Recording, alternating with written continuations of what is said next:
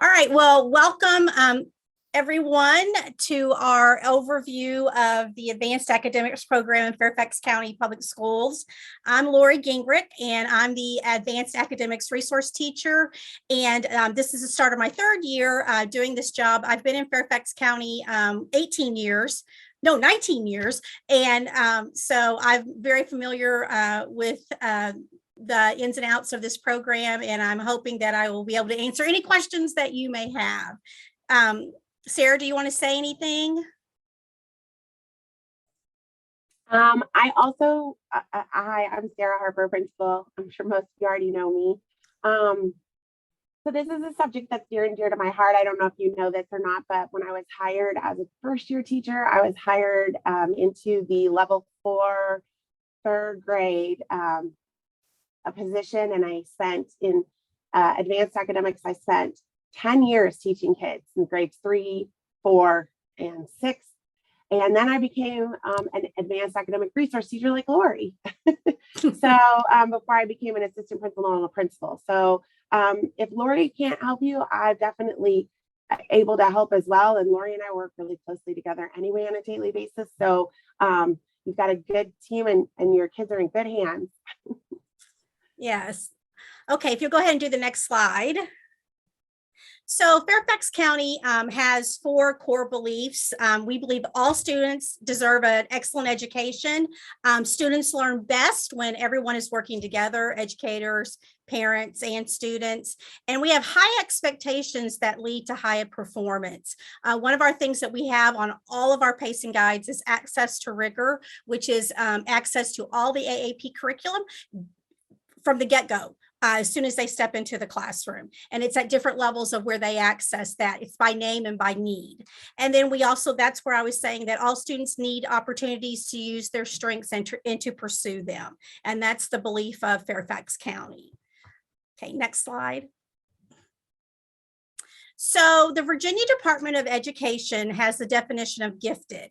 And so gifted students means those students who demonstrate high levels of accomplishment or who show the potential for higher levels of accomplishment when compared to others of the same age, experience, and environment. We are constantly looking to see who is showing the need for advanced academics. May not be in all subject areas. It may be in 1, it may be in 2, sometimes it can be in all, but we are constantly looking for that, and the Virginia Department of Education requires us to have a program to meet these students' needs.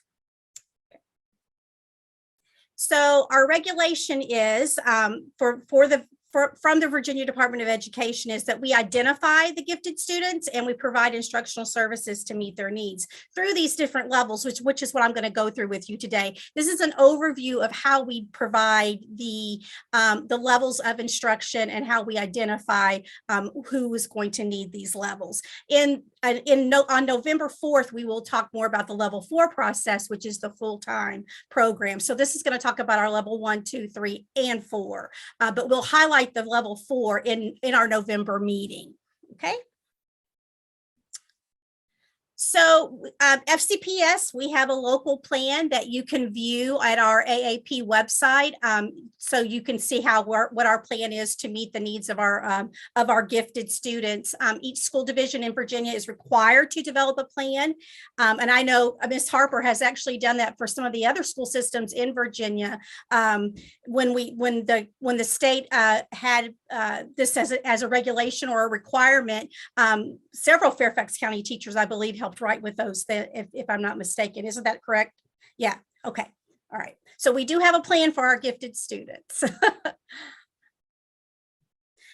So one of the things that the 2 of the goals of the advanced academic is for talent development, and that is looking at kids that show a talent and that it needs to be tapped into through our advanced academic program. We also look at differentiated instruction. Sometimes students don't need a full program. They may need the differentiation that allows them to continue growing at the level that they're for whatever subject area that they're showing a need for the differentiation. They may come in, you may do a pretest, we may see the student already knows the material, then how can we differentiate what levels of AAP curriculum can we use to keep their talent moving and their learning and growing. So we make sure that we meet the differentiated needs of our advanced learners and develop talent as well through our Young Scholars Program. So what does talent development look like? So we have instructional opportunities to use the AAP curriculum and strategies. All of our teachers have access to all of the AAP curriculum, Jacob's Ladder, M squared, M cubed, any of the DBQs. All of that is put onto the program of study, or actually the planning and pacing guides. It's part of their it's part of their planning tool that they use when they're introducing any of the standards. So it allows them to say, if the child is doing this, then you can go and use this curriculum to help you enhance whatever it is, whatever differentiation that they need. So they have we all in our library, every curriculum that you would need from K through 6th grade is housed here, and our teachers are aware, and it is on the planning and pacing guide. CCT lessons are also part of the planning and pacing guide as well. We work with students to identify and explore areas of interest. Sometimes teachers do learning surveys, learning styles to see what their interests are. And then we also want to pay attention to our underrepresented groups through the Young Scholars model. That is usually for our populations that are not represented in our curriculum in our program, and we also look for students that are twice exceptional, where they may have a learning need to meet their needs at certain areas, but they also have a very high need in other areas. So we make sure that we are looking for any of the underrepresented populations to make sure they're getting access to the curriculum as well. So differentiated instruction for advanced learners, what does that mean in Fairfax County? So that means we're meeting students' needs and we're going beyond the level of standards by name and need. We ensure access to differentiated curriculum, and we make sure that we have different pacings and increased depth. So that's where we will find that we have our advanced math program. And so we make sure the students that are at that level need it and are getting what they need through the advanced math curriculum. We also do that when we scaffold in our differentiated instruction for reading, when we have their DSA, what level they are with their spelling, with their writing, with their reading as well. We've gone away from the DRA, and we've added in many tests this year to find reading, to make sure that we're accessing the correct reading levels for all of our students and making sure that we're doing the correct writing, correct spelling, and there's many levels that we're going to be looking at in the classrooms. Ms. Harper, do you want to add anything to that with what the literacy, because there's a huge shift between what we did in the past to now with science and reading?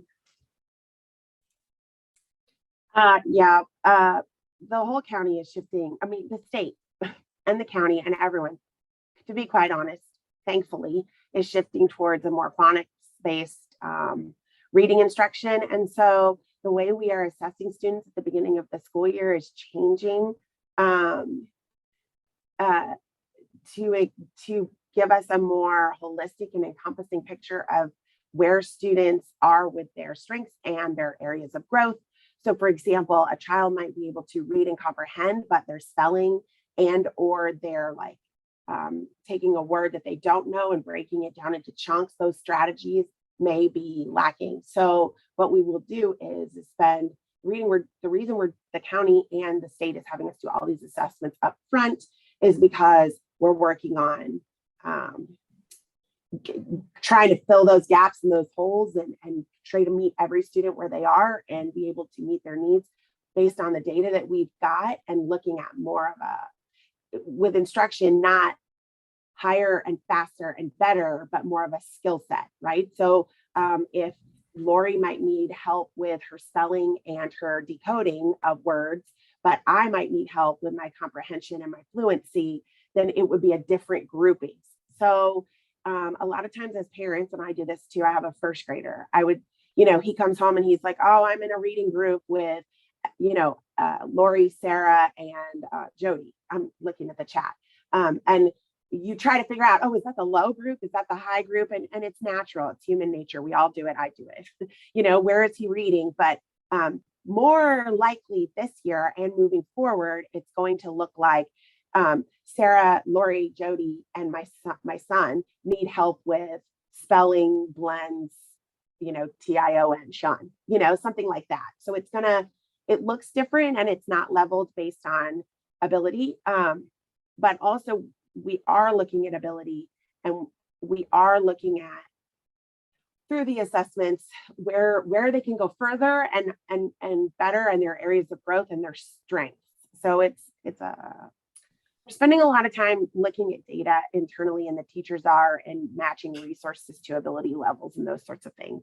Yeah. All that to say is that we're taking really good care of them, and we're really looking at differentiation differently. Yes. I want to stop you, Lori, because I was thinking the same thing. Jody in the chat said that she's not familiar with the acronyms. Oh, sorry.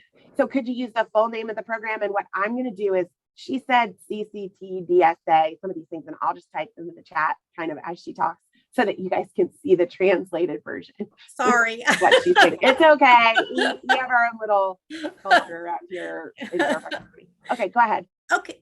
So with what Sarah was talking about, this also allows us to group our students with their peers. And so they actually can have peer-to-peer feedback. I have found that a lot of students learn best from their peers. And I may say it a way that they don't get it, but another student and can truly say it, and where the other students can understand it. Also one of the things that I love to see is when a student can actually teach it, then I know they understand it. And so I love being able to watch that and facilitate that in the classroom or in my small groups, which is what a teacher is going to be doing too, constantly getting that data and the observations, because we learn so much from that. The last part, again, we talk about how we implement our young scholars model, looking for talent development, looking to see, always listening to ideas and how students are processing the information that we're giving to them, and what they're using it and how they're taking it and implementing it or applying it in their work. So again, I guess my biggest thing is that I really think the peer-to-peer feedback is a huge part of this program. And I also think the scaffolding that we're able to do that meets the needs of all the learners within the classroom in the gen ed setting. I'm going to move myself over because I'm blocking. Okay, so we have a continuum of services here in Fairfax County, and we want to challenge and we want to engage all of our students. We try to identify these students by their strengths and abilities, and we provide multiple entry points to this, whether they're getting this at a level 1, a level 2, a level 3, or even our level 4 full times. We're always looking to make sure that the continuum of service is meeting all of our students' needs.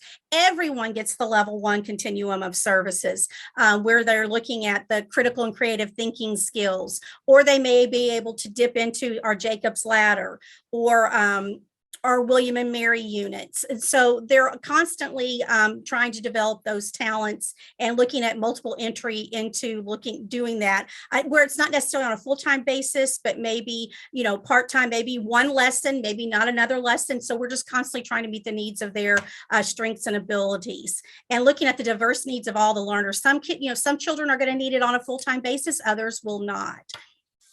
Thank you, Sarah. Yes, Jacob's Ladder is a reflection tool. All right, go ahead, Sarah. So here's where I'm talking about our model overview. So in the elementary K through 6th grade, level 1 is our access to rigor, which is part of our planning and pacing guide, and all classrooms have this. And then level 2 is also part of our planning and pacing guides as well. And that's where we give the differentiated instruction based on the student's needs, whether it's in reading, writing, math, science, social studies. We're looking at all of those needs. needs. And so we go and identify students that are showing that they're above grade level in certain aspects of maybe reading or writing. It can be one, it can be two, and it can of the subject areas.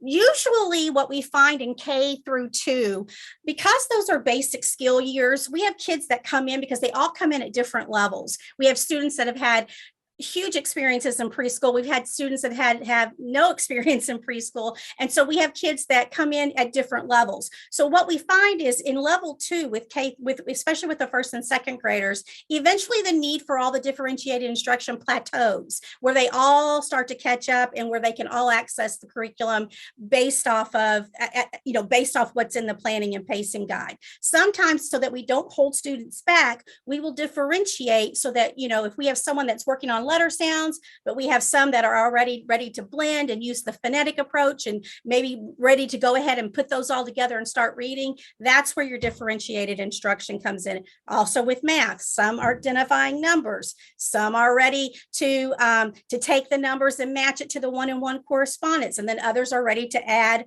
maybe even subtract. So we're trying to make sure that we're meeting their needs, especially at that differentiated level, so that it's not just everyone getting the same thing. It's what they're needing by their name and by their need. Level 3 is our part-time services, where they are looking at three or more content areas.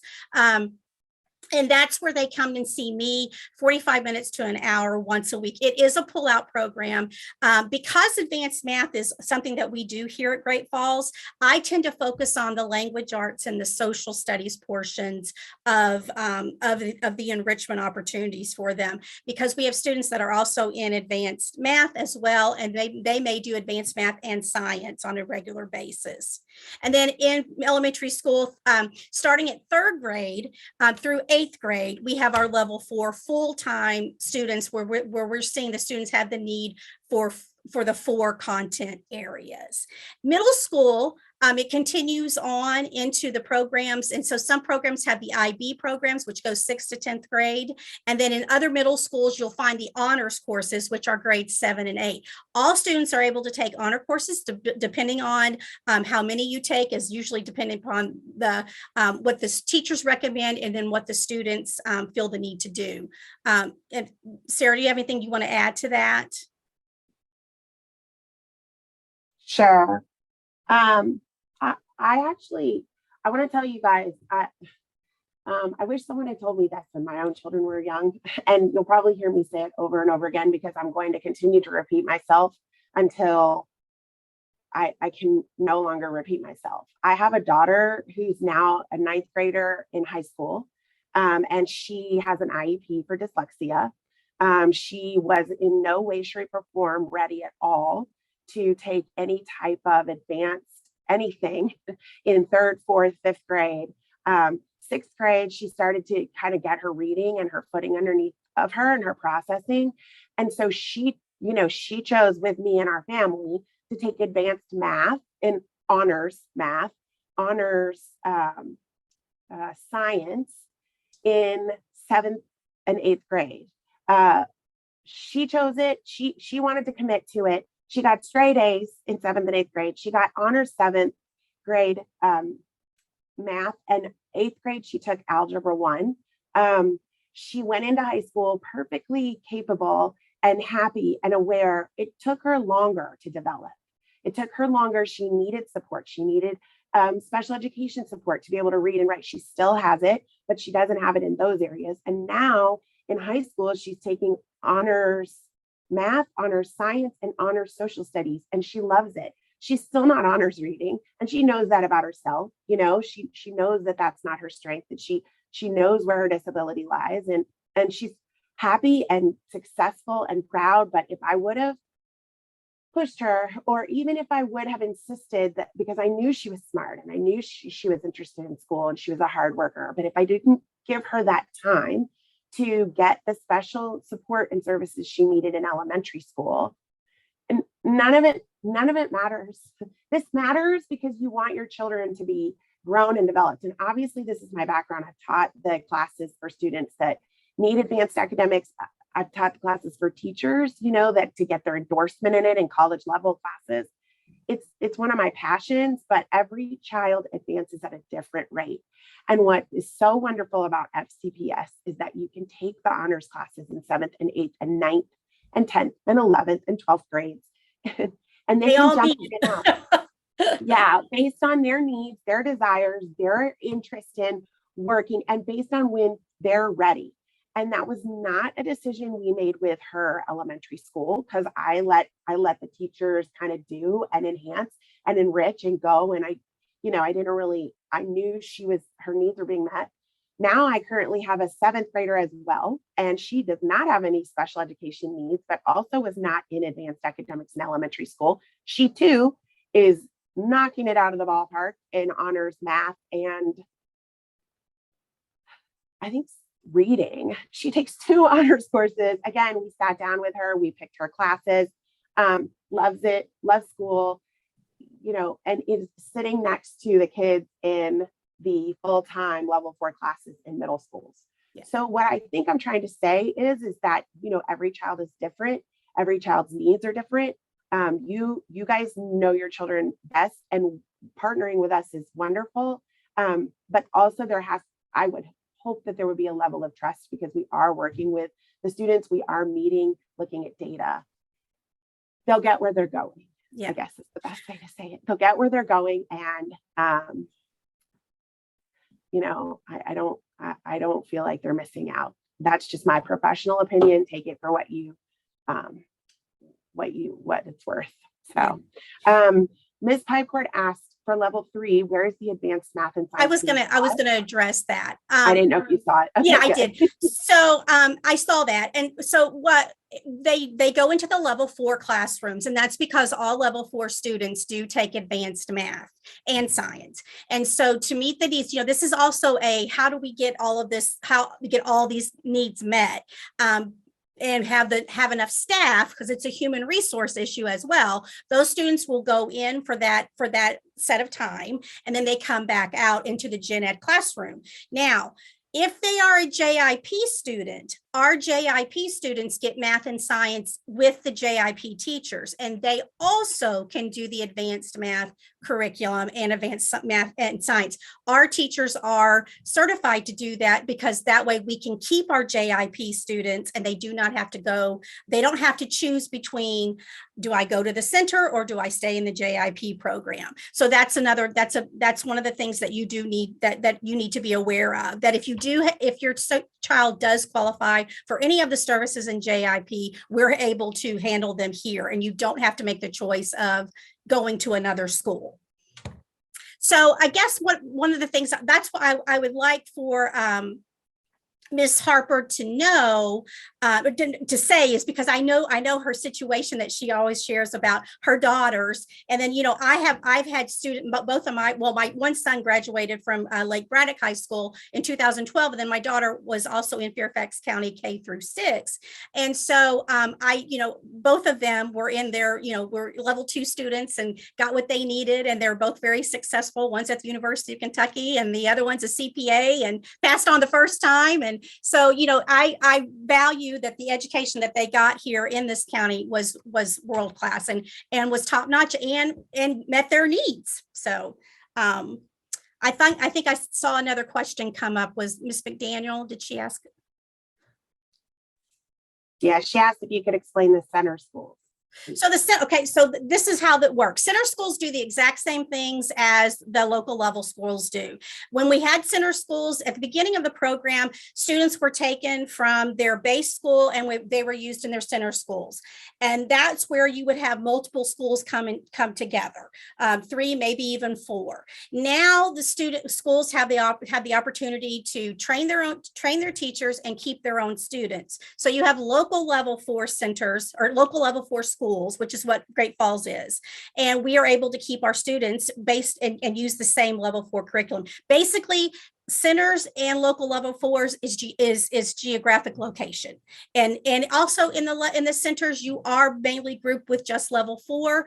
Sometimes in our local level, we make sure that we have, if we need to have other students in the classroom, we make sure that we group accordingly. And again, developing that talent, looking for potential, we can use those students to go in as well, whether they're level 3 or level 2. If they have potential, we can put those into the local level 4 classroom. And most of the time, by the time they leave here, they're all level 4. I mean, I would say that we have our 6th grade group is pretty much all level 4 students. So, and They that actually also place advanced math in Colvin Run into the level 4 classroom, even if they're not advanced. right. So it's into the center. Yeah. Yeah. They do the same thing we do here. And again, that's by a human resource needs. Yeah. So, all right, you ready to go on? So we also, again, the Young Scholars Model, this is the goal of the model is to eliminate barriers, again, for our underrepresented populations. Everyone comes to school with a different experience, a different background knowledge, different experience as children. And so with the young, FCPS seeks to identify and affirm those students at an early age that shows high academic potential. And we want to make sure that they are a part of our advanced academic program as well. They may not have an advocate that's advocating for them. And so as our school system, we advocate, teachers are trained to look at to see who has potential and who is going to be someone that may need to be in our Young Scholars Model. And again, it's a goal to eliminate barriers, to make sure everybody has equal access to all of our academic opportunities in not only elementary, but middle and high school. Twice exceptional students. Twice exceptional is when you have a learning disability, and on top of showing that you have a very high need in other academic areas. I was thinking as Sarah was talking about her daughter, dyslexia, but high in math and science. And so that's where you're going to look at a twice exceptional students, where you may see that there is a barrier to learning, but they also have potential to be a very high achieving learner in certain subject areas. So it's taking where there is a deficit and fixing it, not necessarily fix it, but giving them the appropriate tools to be able to access other curriculum at higher levels.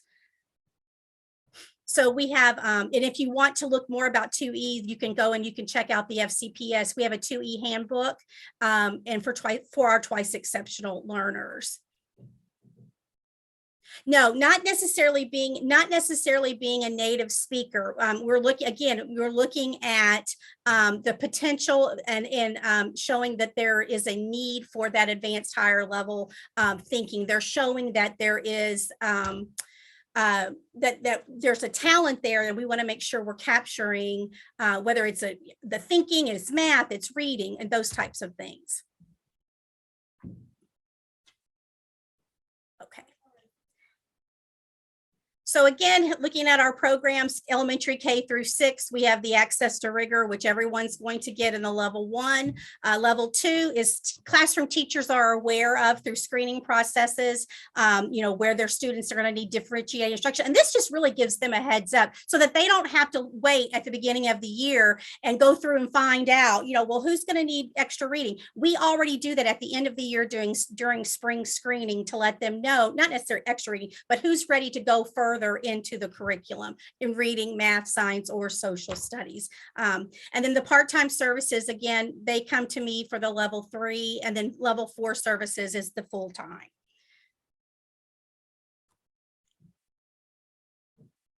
Oh. So all students have the opportunity to think critically, reason, and problem solve. And so I go into the 2nd grade classrooms as part of my model, but I know 1st grade K through 6 is also doing any of the critical and creative thinking lessons. It's basically a way of teaching. There's 9 skills: we mind map, we do analogies, we visualize. All of these are just good best practices in teaching, and all teachers are doing this on a consistent basis. This is how we get them to think and problem solve. So for the access to rigor for all level 1, that's all students, and we're using the advanced curriculum to do that. You can take any of the different structures, and it doesn't necessarily have to be an advanced curriculum. You can take almost anything and bring it up to a higher level thinking of Bloom's taxonomy. Anytime we analyze, anytime we evaluate, anytime we synthesize, which is what we really focus a lot on when we're trying to make sure the kids have a deep understanding and knowledge of their learning. So they all have opportunities to do this on a daily basis. I see it all the time. And sometimes you see it going and you don't even know that, you're not even aware that that's what happened to my slides, that is actually going on in the classroom, because it's such natural. Sorry. It's such a natural way of teaching to make sure that to get to that deeper learning and making sure the kids understand it. And so I always like to tell the kids when I come in, I'm the thinking teacher, and they love that. And I always tell them there's no way to get anything wrong. The only way you get it wrong is if you don't do it. And because it's your thinking and how you think and what you're gleaning from the information that's being given to you. Okay, you ready to go? I was actually trying to find the link for some of the questions in the chat, and I let the thing go down. Oh, I guess the question is, Hillary asked what grade levels have access to level 3, which I answered 3 through 6. That's still true this year, right? yes, that's 3 through 6. Yes, that's. And then Ms. Steele asked, how are level 3 receiving their services if they're not full-time? You mentioned they meet with you, but how often, and what are the academics are you covering in that short amount of time? So they meet with me once a week. You want to go back to the chart? Sure. Yeah, go ahead. So part-time services, they meet with me between 45 minutes to an hour, depending on what we're working on. And I can, like I said, I can cover language arts and social studies. And I have all access to all of the AAP curriculum. So we can do Socratic seminar, we can do reading above, we can do De Bono's thinking hat. So they're all structures that we use to incorporate the higher level thinking. So we can do novel studies as well, but the county guideline is for those students to meet with me at least 45 minutes to an hour once a week for the pull-out program. That doesn't mean that's the only time they get that. Their teachers are doing that in the classroom as well through their differentiated instruction. So that, and those are and then that's the areas of, here are critical and creative thinking strategies, which I was talking about. So you can see all the plus, minus, interesting. Again, these are just ways of getting them to think, questioning. A lot of times we'll put up a picture and I'll say, what do you wonder about this? Can you judge a book by its cover? Because I can just think of one that we've been working on, Enemy Pie. When you look at Enemy Pie, you think, oh my goodness, that's going to be a book about, something, the enemies. And then it ends up being that they actually become friends at the end. So, if you didn't know the story, then you would automatically think, oh, this is going to be something about a conflict between two people. Well, really, actually, it just shows how friends are made, and making assumptions. Sometimes you can't judge a book by its cover. And those are types of, thinking and types of elaboration that we'll do. If you see at the bottom, the elaboration of text and being able to get more information out of what you're looking at. Okay, and then here's some of the curriculum again that I was talking about that we M cubed, the DBQs, where this is where they take actual history photos and they have document-based questions, where I think of one the fourth grade always uses about Jamestown. What was one of the big conflicts or one of the big obstacles for the settlers coming into Jamestown? And a lot of times it was the water. They were drinking dirty water, making themselves very sick. And so they were having, I think it was, a dysentery. And so the kids have to look at different types of history documents and determine, what was some of the reasons for things that happened and what were the outcomes. So it's a decision and outcomes. Did they decide to pick a good spot? Yes, they did with the Chesapeake, because there's a lot of food there, but the water wasn't necessarily the best for them to be able to drink. And so that's what the document-based questions are. And that goes on in the classrooms across the board. And then we have Survive and Thrive, which is one of our science units. And then we also have Jacob's Ladder. So this is the curriculum that I was telling you that's housed here in the library for teachers to use. And it's also documented and noted on their planning and pacing guide. So we can go on to the next slide. And then there's no referral or screening process for level 1. Everyone's going to be getting that. So the next slide is going to be telling us about, I think, about level 2. And this is where at the end, I believe the differentiated instruction, again, is where teachers are going to let us know, again, based on the data, based on their observations, based on how they're seeing the child perform in the classroom, whether they determine whether or not they need, the differentiated instruction in reading, math. And again, like I said, this just gives the teacher a heads up. Hey, this one's coming to you. Know that they did this in reading last year. So again, it's just taking that and knowing that, having a little bit more information even before you get to work with the student. And, okay, and so here we're going to go into the differentiated instruction. So in order to do that, if you think your child needs a little bit more, you can submit a referral to me. And we will, after 30 days, we have 30 days, but usually we get it done a lot quicker than that because I just don't like those to be sitting around. But I do need to give the teachers time, especially at the beginning of the year, to work with the student to see if there is a need, if our curriculum is not meeting the needs and we do need to go a little bit further in it. So I will usually give them time, especially at the beginning of the year. We usually need about 4 weeks because the first couple of weeks have been nothing but testing, which is helping us to gather the data, but they really haven't been able to work with them in smaller groups and those types of things to actually hear the thinking and being able to hear their reasoning and being able to have the conversations that shows, what they know. But if you feel your student needs that, then you can go to the AAP website, which I will show you. I think it's at the end of this presentation where all the forms, everything that parents need is there for you to fill out if you feel like your child needs to be looked at for level 2 services. Now for level 3, that's only 3rd grade through 6th grade. So we can only, that is offered, 3rd through 6th. Okay.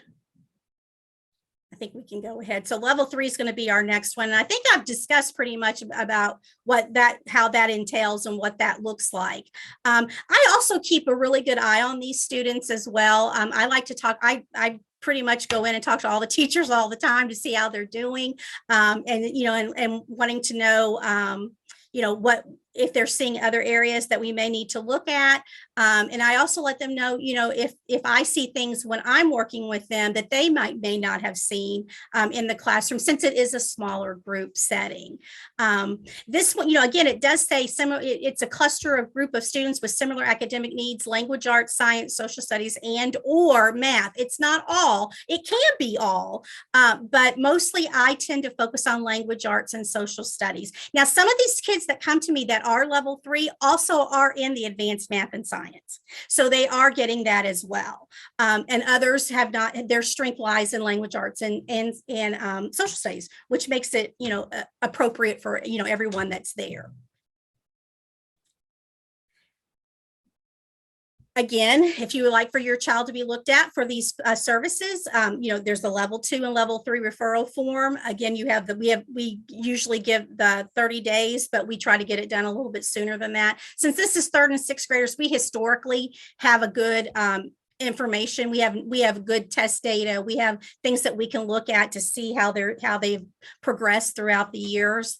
And again, everyone gets looked at in May during our May screenings to see if we have potentials that we need to add to the program, or if they need to be, if we need to look at them for advanced math and science as well. So basically what I would like to say, I would never worry that your child's not going to be looked at. I don't want you to feel like you have to do this. You have to send in a referral, that it's going to be missed. this county does a phenomenal job of making sure that we are screening and getting students and making sure we're matching up the need that and their name and their need of the services that are going to make sure that they're continuing to grow in their academic achievements. I think they do an exceptional job. I'm military. I've taught all over, and I'm not military. My husband is, but I've seen a lot of different school systems how they work this program, and I have to say, by far, Fairfax County does truly know their students, you know, in a way that it is very reassuring to let you know that we're not going to let anyone slip through. But again, in May, we will consider everyone else again. So, and then we do have our full-time services. Now that'll be in November. We're going to discuss the screening process, the forms, the materials that you can turn and that you can give to the in with the packets. We'll talk about, you know, the 5 things that we look at.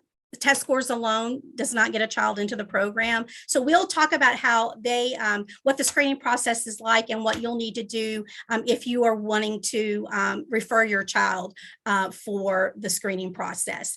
Fall screening, this is for people who are new to Fairfax County as of January 22, at the beginning of, from January 2022 until now. So, and then this is your first opportunity, this is your first experience with Fairfax County. If you would like for your child to be screened, that's the October 15th deadline that you would need to fill out a referral form. And then our spring screening, which would be anyone who's been in the county previously, that is December 15th. The only students that are looked at through a pool is our second graders. Anyone else, if you want them to be screened 3rd grade on, or even 2nd grade on, if they are not in the pool, that just captures a small net. That's just a small net thrown out. The parent referrals is a wider net. So if you'd like for your child to be screened, you do need to fill out a parent referral. And that, yes, it would be by December 15th. And those are time stamps, and it is 11:59. They do not accept anything after after December 15th. So that's a hard, firm guideline for that. And again, all of this information is on the AAP website. And I think at the end of this presentation, the AAP website is there. This slides for this presentation are on the AAP website, and it'll be overview of the levels of services. So I just talked about ability testing.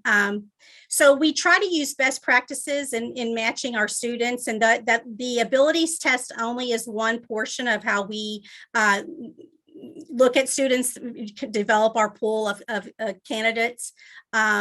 We also look at the Naglieri, and we do the cognitive abilities test. The cognitive ability test is what's coming up soon for our second graders, and then anyone who's new to the county, or anyone who wants to do a one-time retake. So the one-time retest option is also listed there, and the deadline for letting us know about that has already passed, and we send out emails about that as well. And then the in-nat retest deadline is October 15th. So who you contact, if you have any questions, you can contact me here at the school. It's lagingrich@fcps.edu. I'm on the website page. You can also contact Dr. Litz. He's our testing coordinator. If you would like to do any of the retest for the Naglieri, or have any questions about how to get your child's scores. A lot of times that's where we'll get a lot of questions about, how do I see my child's score? Where's the score report? And it's all in parent view. So that's where you can access how they've done. Our Naglieri is given in 1st grade, which will be in the spring, and our COGATs are given in 2nd grade, which is in the fall. And then the AAP office the number is 571-423-4740. And then if you go to AAP@fcps.edu, you can also email them and you can get any questions answered that way too. And then we also have middle school contacts. Some middle schools do not have an AART yet. It is on, there's a few that do not, but you can always contact their director of student services or their counselor, and the same for the high school. And then the high school, you're going to be mostly getting, you know, information about the honors and the advanced placement courses that your child can take. And then our website also has all, the AAP website has a wealth of information on there and is very easy to navigate. And I think, yep. So, and if you are looking for the Fairfax County website, you'll go to www.fcps.edu, and then you'll click on Advanced Academics program, and that's where all of our information will come up. And then we've also sent that home in several of the newsletters. When I sent the fall newsletter, our website is in there as well too, if you still have access to that. If not, you can always email me and I can send you the link. I'll be more than happy to do that. I think that takes us to it. As you can see, it's a very comprehensive program. It is a lot to understand. I'm here as a resource. I get emails all the time. I try to answer you back as quickly as I possibly can, and to let you know how this program works. And it can be a huge beast to try to understand, but I'll be more than happy to answer any questions that you may have. And thank you so much for coming. We had a lot here. Ms. Harper, would you like to say anything? No, just thank you for coming. Please, I know it's hard, but please just trust that our teachers are having data discussions and conversations and everything all the time to kind of dig through a lot of the assessments where the state is requiring us to give, and do what's best for the kids. They've been trained, you know, the teachers, and they're doing their best to pick up, you know, kind of the strengths and the areas of growth and guide the kids so that they're met at their level. So, yeah. No, there's nothing that you need to do I saw for second grade testing, there's nothing that anyone needs to do for that. That'll be taken care of for you already. Okay. So I'm going to stop the recording. Do you think that's okay, Ms. Harper? So we have it. I think that's fine. Okay.